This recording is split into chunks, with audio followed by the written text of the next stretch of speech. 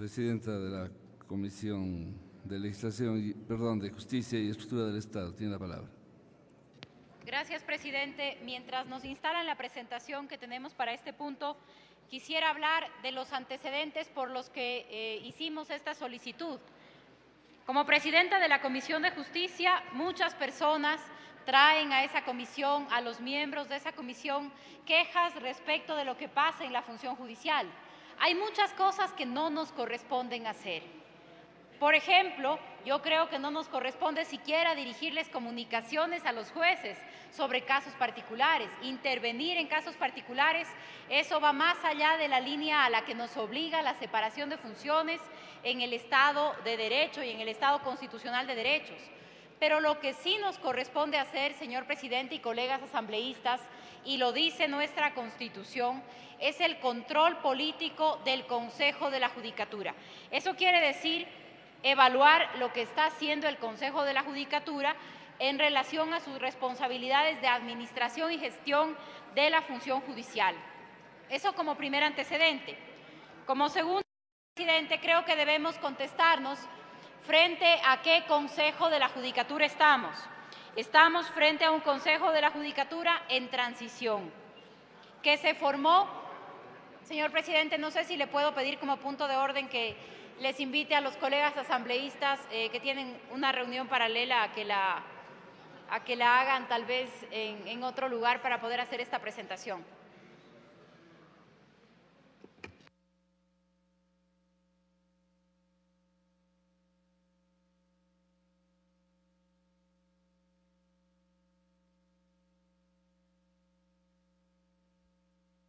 Gracias, señores asambleístas. Es un tema importante para todos nosotros.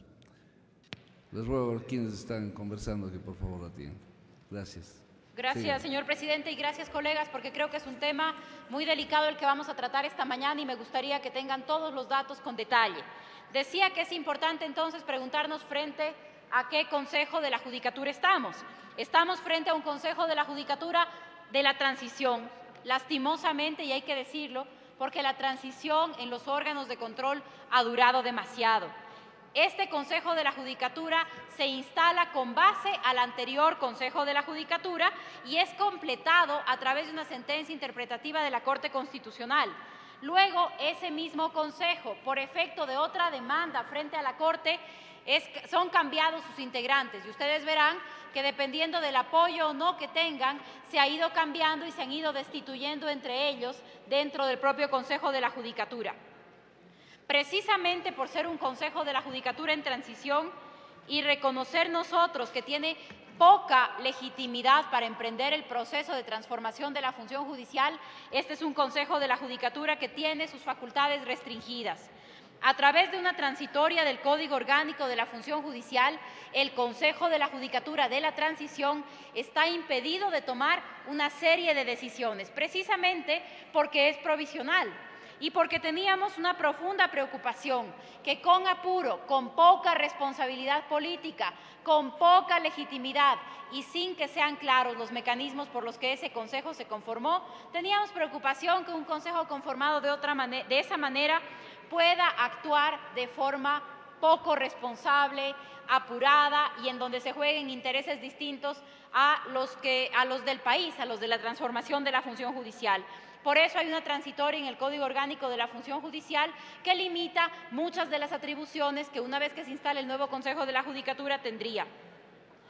Lamento decir, señor presidente, que cuando hicimos esa transitoria restringiendo las capacidades del Consejo de la Transición, temíamos que el Consejo sea irresponsable y tuvimos razón.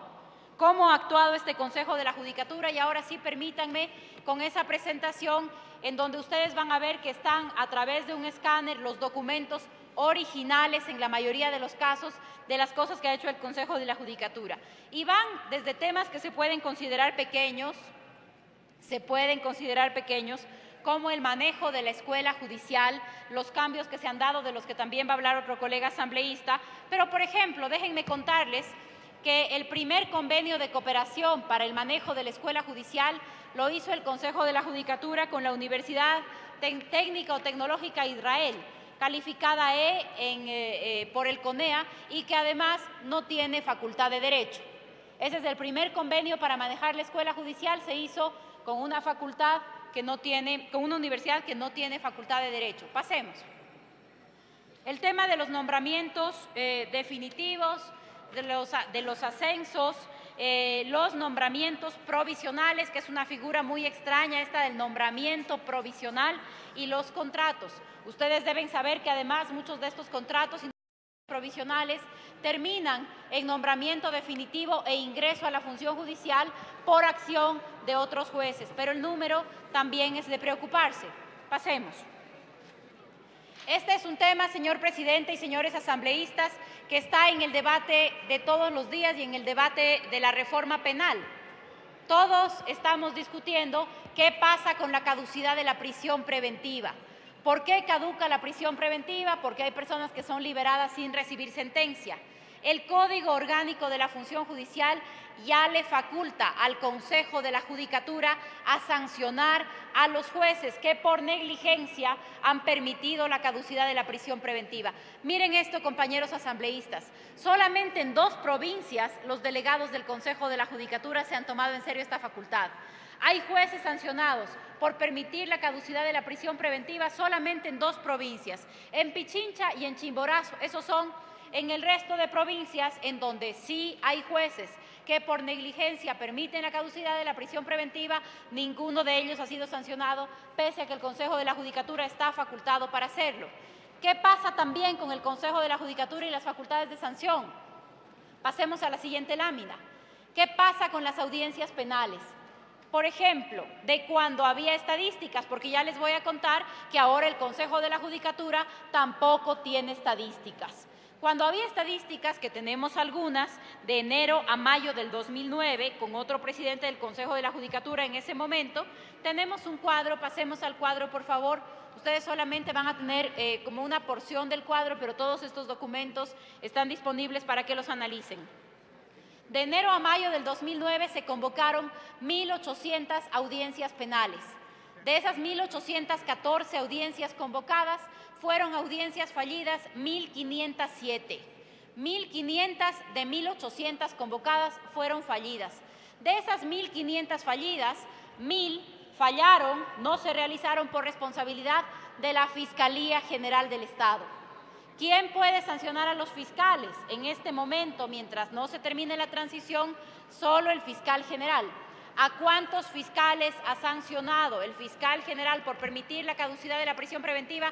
A ninguno. Les invito en los próximos días a la presentación del informe sobre trata de personas e impunidad para que vean casos de trata de mujeres con fines de explotación sexual en donde la Fiscalía se dio el lujo de fallar por 7 veces consecutivas a la audiencia de formulación de cargos.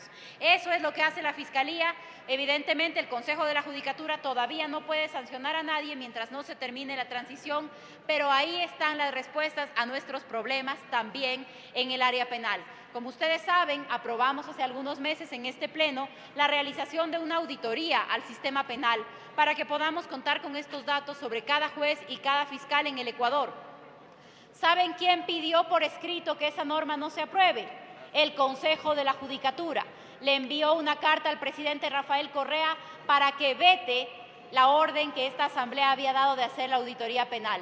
Afortunadamente, esa carta y esa opinión no se incluyó en el veto y en este momento se está realizando una convocatoria para que se haga esa auditoría y entiendo, señor presidente, también estoy haciendo las investigaciones del caso, que la primera convocatoria al concurso se declaró desierta. Sigamos. Concursos de merecimientos y oposición versus encargos de judicatura, solamente para poner algunos ejemplos. El 22 de noviembre hacen un concurso para llenar los cargos de jueces de los tribunales 13º y 14º de garantías penales con sede en Guayaquil. Los tribunales no existen. Se hacen los concursos y 2 años después